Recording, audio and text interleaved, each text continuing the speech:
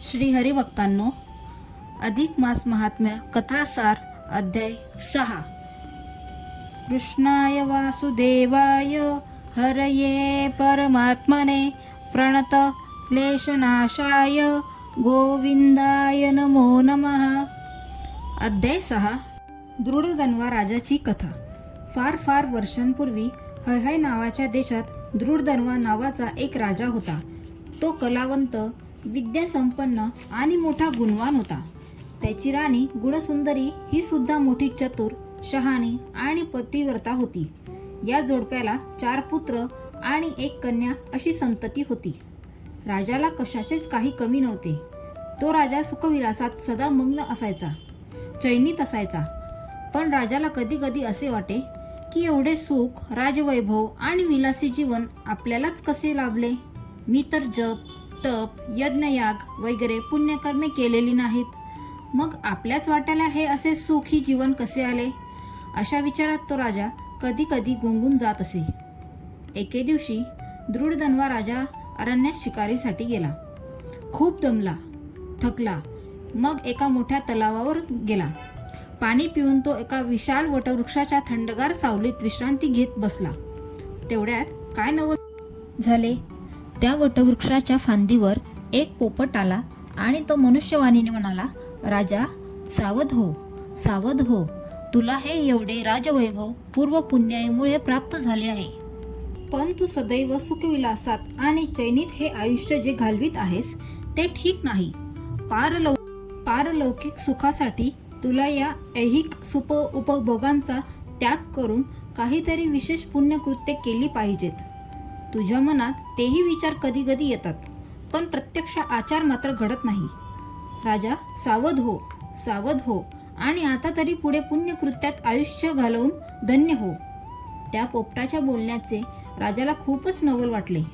राजा ताडकन उठला आणि त्या पोपटाला विचारू लागला, अरे, तू कोण आहेस? मला असा उपदेश करून. पण राजाचे बोलणे न ऐकताच तो पोपट भुरकन उडून गेला. राजा पुन्हा विचारात पडला.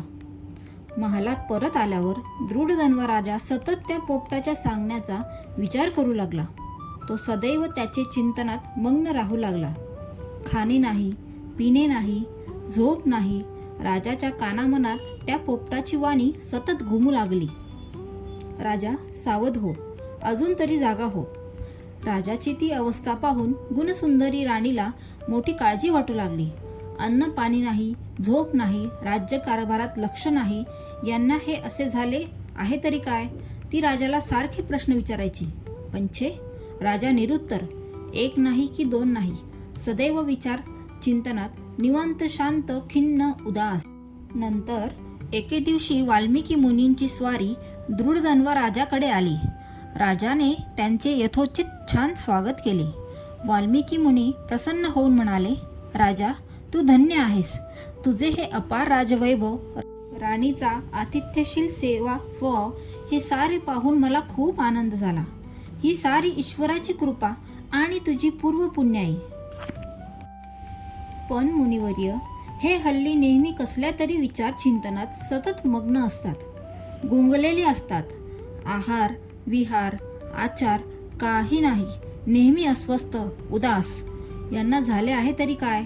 काहीच सांगत नाही मला. आपण आला, योग चांगला.